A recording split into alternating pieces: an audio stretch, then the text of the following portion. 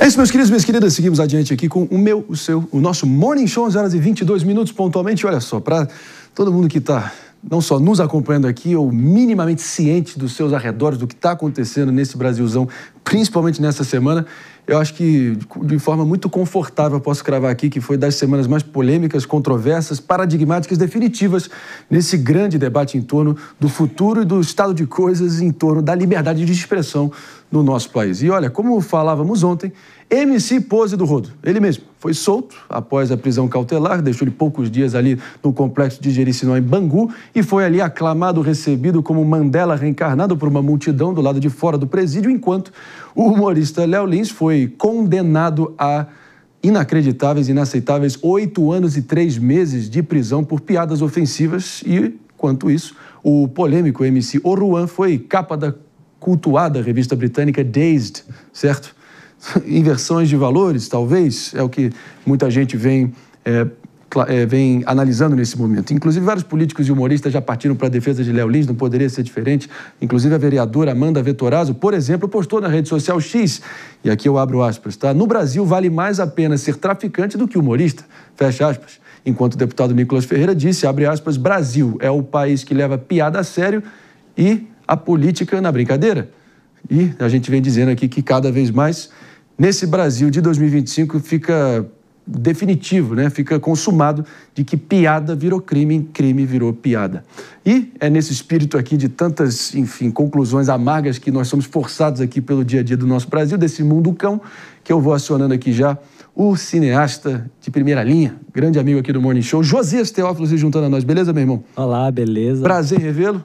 Prazer, tranquilo? Grande prazer. Estive aqui semana passada, né? O buffet está servido aqui, meu amigo, porque, sinceramente, não há nenhum exagero em dizer que essa contraposição entre esses dois casos, as vozes mais apressadas, eu diria até bestas, já partiram para, de novo, reforçar a tal dicotomia que eu considero rasa, falsa e patética de Léo Lins de direita e MC Pose de esquerda. Mas vai muito além disso, né?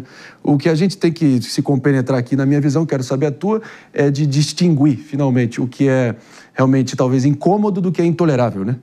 Pois é. Existe uma nuance aí muito importante levar em conta, que uma letra de música, assim como um stand-up, é uma obra de ficção, né?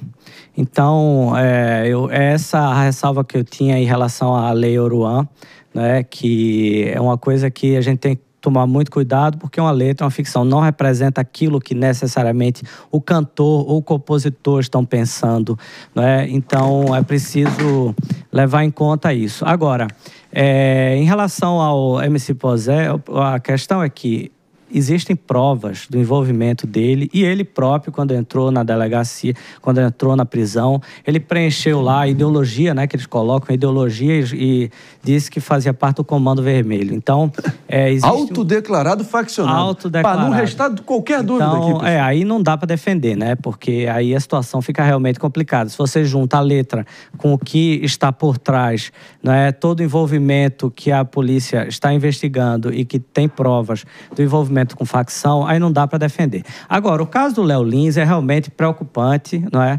E eu tenho uma opinião sobre isso, que é o seguinte: eu acho que falta ao judiciário brasileiro cultura. Não é só interpretar as leis, mas é preciso compreender e interpretar o contexto em que a pessoa se fala e se coloca, não é? Porque, como eu falei, isso aí é o mesmo motivo, teria que prender o Coppola pelo Poderoso Chefão, né? Porque chamarem... Aliás, isso foi uma questão na época, né? Disseram, será que esse filme é uma apologia? Eu digo, mas pode até ser uma apologia no sentido de um eu lírico, uma personalidade que está ali se colocando. Você pode fazer um filme a partir de um personagem, da visão de um personagem que é um criminoso. E não tem problema nenhum nisso. Aí que está a liberdade de uma obra de arte, né? Que não é um discurso retórico, não é uma publicidade, não é uma obra de arte. Fazendo papel de advogado do diabo aqui para provocar discussão, já vou acionando todos vocês também, mas aí eles vão tentar dizer que não é bem ficção, porque ali ele estava se apresentando como Léo Lins, pessoa física, dono das suas falas, ações e eventuais omissões. É diferente de você querer punir a Adriana Esteves por ter sido a Carminha em Avenida Brasil ou a atriz que contracena como Odete Roitman agora, com todo o longo rastro de crimes que a precedem na ficção. Como é que faz essa distinção? Por que o Léo Lins aqui, fazendo papel de advogado do diabo, ali ainda permanece no campo da ficção, na sua visão? Não, é que nem o Chico Buarque. Chico Buarque se coloca como Chico Buarque no show, mas, entretanto, ele pode ser uma mulher, ele pode ser um homossexual, ele pode ser um traficante, ele pode ser qualquer coisa nas suas letras. Ele pode dizer joga pedra na Geni e ninguém vai dizer que ele está incitando o crime contra a prostituta. Exatamente. Jess Peixoto, vamos engajar aqui com o Josias. Não, eu tenho uma visão que mesmo a obra sendo... não necessariamente toda obra de arte ela bebe da ficção. E aqui eu acho que no caso em específico das músicas, de algumas letras, elas servem de material publicitário para o crime, sim. E que isso é um problema que, para mim, eu gosto mais do modelo dos Estados Unidos, tá? Particularmente. Que é essa ideia da liberdade de expressão mais ampla. Quando você vive num estado que tem uma restrição, como o 287, como a situação ali da apologia ao crime e todas essas questões, eu acho até que é um problema e que a gente deveria reavaliar isso, e esse é o debate. Eu acho que o nosso ordenamento jurídico, ele não advoga pela liberdade, ele é muitas vezes um inimigo da liberdade. Mas na situação do Léo Lins, eu acho que, respondendo um pouco o ponto mais direto do André, é porque, no final das contas, o Léo Lins é um personagem. E é um show de humor. E todo mundo que tá lá sabe que é um show de humor. Desculpa. Ninguém vai lá pensando assim, hoje eu decidi, Josias, aprender um pouco sobre sociologia, vou assistir um stand-up do Léo Lins. Amigo, eu nunca vi. Não tem isso, sabe? Não tem essa lógica. O Léo Lins, não e o pior, acontece. além disso, né, David, o Léo Lins, na pessoa física, é das pessoas que, eu juro pra você, estando aqui já... Vou fazer meus 7, 8 anos nesse ramo aqui. Ele beira a unanimidade do nível de caráter e o quão dócil e o quão legal. Ele é genuinamente como pessoa, na pessoa física. Até onde eu sei, Josias Teófilo, também não tinha... Até onde eu sei, o PCC não financiou o show dele. Muito menos tinha, enfim, pessoas na plateia portando fuzis enquanto estavam ali gargalhando das piadas, eventualmente ofensivas e abjetas para alguns, mas piadas, né? O direito de ser ofendido, né? Aqui temos uma diferença aqui? Temos uma diferença, David? Não, total. Até porque há indícios de que a produtora, a contratação do MC Pose em relação aos shows que ele faz na comunidade, tem indícios de que sejam para lavagem de dinheiro. A polícia está investigando isso. E além dos elementos que a gente já mostrou, né? Pessoas portando fuzil ali em meio ao show, fazendo a segurança dele. Porque a pessoa está portando fuzil no show, ele não é o responsável. Essas pessoas estavam fazendo a segurança dele. É importante enfatizar isso, conforme revelaram as investigações da polícia. Então tem uma série de questões que a gente precisa avaliar em relação a essa situação. Agora, falando do Lins, né, que é um caso assim que eu considero também absurdo, porque as pessoas foram até o show para consumir aquela piada.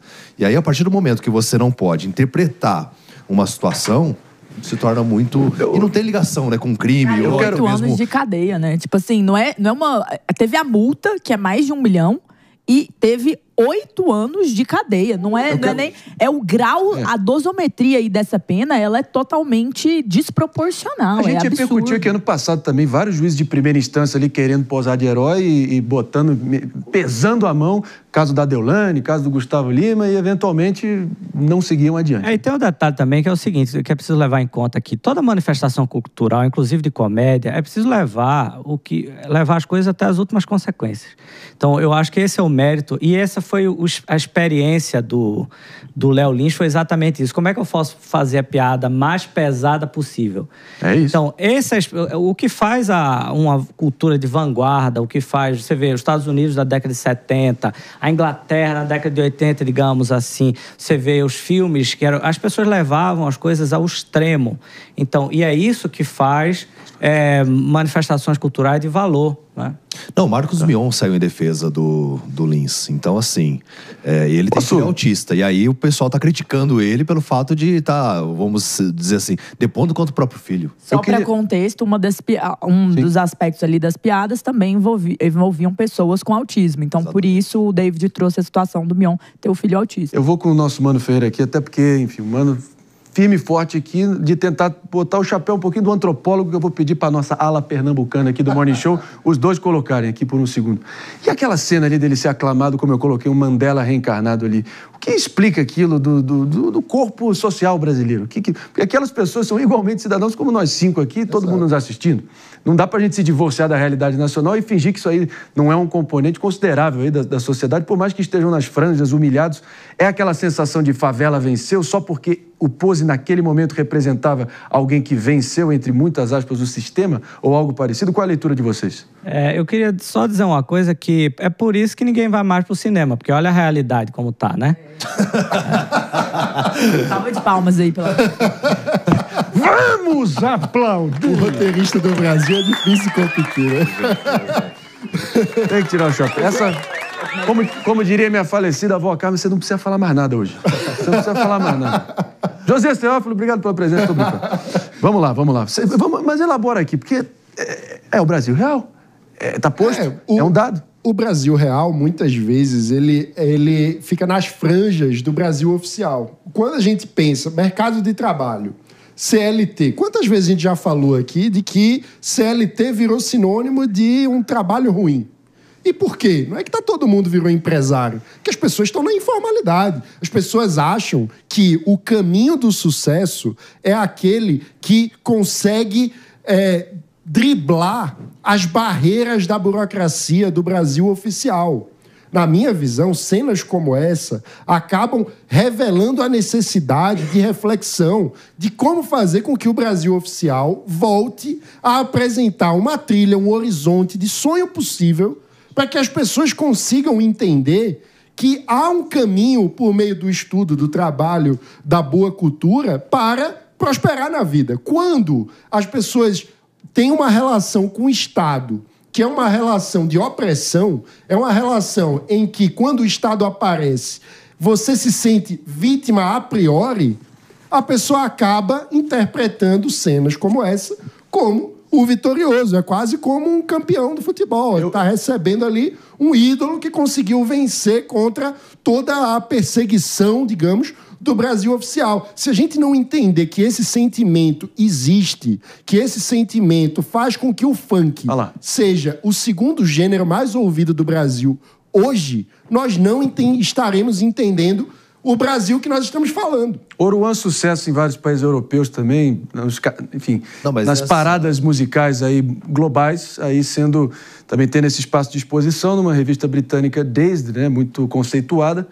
E aí eu quero acionar o Josias Teófilo aqui para tentar entender o porquê. Antes do Josias, eu quero fazer uma reflexão sobre essa foto, porque ela foi publicada um dia depois de completar 23 anos da morte do Tim Lopes. Para quem não conheceu o Tim Lopes, ele era um jornalista que estava na comunidade fazendo uma matéria investigativa, foi descoberto pelo Comando Vermelho, pelo pai do Oruan, né, do Mauro, que a gente não sabe se é Oruan ou Mauro, mas aí eles publicam essa foto justamente com várias câmeras simulando ali uma arma, como se ele fosse vítima da mídia e tudo mais.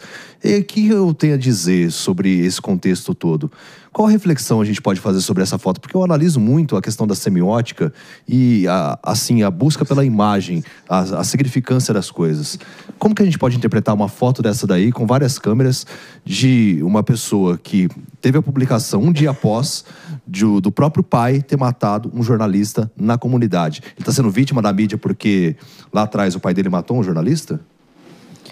Josias, vai que é sua. Olha, eu acho o seguinte, isso que eu falei parece brincadeira, mas é sério mesmo. A realidade, ela está superando muito a ficção, né? Então, isso... E as pessoas, os criminosos, os assassinos, as pessoas que fazem o mal, elas acabam chamando muita atenção e até conseguindo a admiração das pessoas, porque elas demonstram coragem. E você vê, Pablo Escobar aconteceu isso. Sim. Até com serial killers recebem cartas de admiradoras na cadeia. Só que precisa chegar ao Estado e organizar essa situação, né? Não dá para deixar a coisa... Eu acho que a gente já deixou... O Estado já deixou a situação ficar muito grave, né? E a gente está vendo casos claros de apologia ao crime, tanto nessa foto aí, na postura dessas pessoas. As pessoas estão coringando no Brasil, né? A verdade é essa. Exatamente. O principal problema brasileiro é o problema da criminalidade, né? Então, e a gente vê os vídeos que a gente vê na internet de assassinatos, de pessoas arrancam a cabeça dos opositores. Teve um caso de um sujeito que confundiram com um informante, arrancaram a cabeça dele, mandaram a foto para a família, o vídeo para a família, e foi um erro, na verdade não era aquela pessoa. Então o que a gente está vendo a realidade no Brasil está superando em muito a ficção.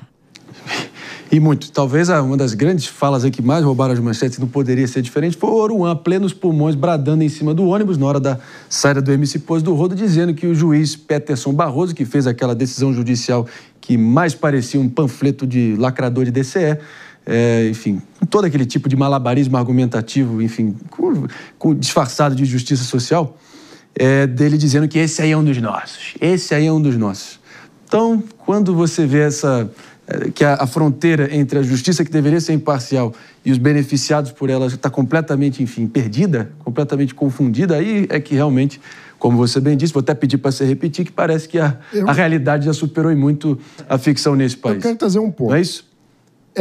A gente precisa já concluir aqui, até agradecendo o Josias, mas quer fazer um brevíssimo comentário? Eu posso, na verdade, fazer um comentário sobre a capa? Não, que é bem nesse a assunto. gente precisa seguir Essa adiante, não é isso? capa, ela foi numa revista inglesa 20 segundos, já. mas com uma marca brasileira, a Osklin. A Osklin foi e postou a foto do Oruan por causa do editorial que era com a roupa da Osklin. O que aconteceu? As críticas foram tantas, mais tantas, que a Osklin veio a público clarificar a situação e apagou a postagem, arquivou a postagem. Isso também mostra que, ao mesmo tempo que existe um apoio muito grande, neste momento também existe uma crítica social muito grande que também concorre com isso. Então, no final das contas, o cinema está acontecendo na nossa casa mesmo, mas não é só um lado. Existe defesa e existe muita gente contra também. Isaac Newton explica, né? Toda ação vai ter uma reação, meu amigo. Não tem jeito. Mano Feira tem 10 segundos, candidato. Por mais repugnante que seja o conteúdo do Oruan, e eu acho muitas vezes repugnante, ele é muito diferente do que fez o pai dele. E a gente não pode perder isso de perspectiva. Se o problema do crime fosse discursivo no Brasil, nós seríamos um país muito melhor. Mas o problema é a continuidade da idolatria do Comando Vermelho, na minha concepção. Que aí serve de vetor de recrutamento para vários jovens que vão caindo na vala do tráfico. Isso está posto.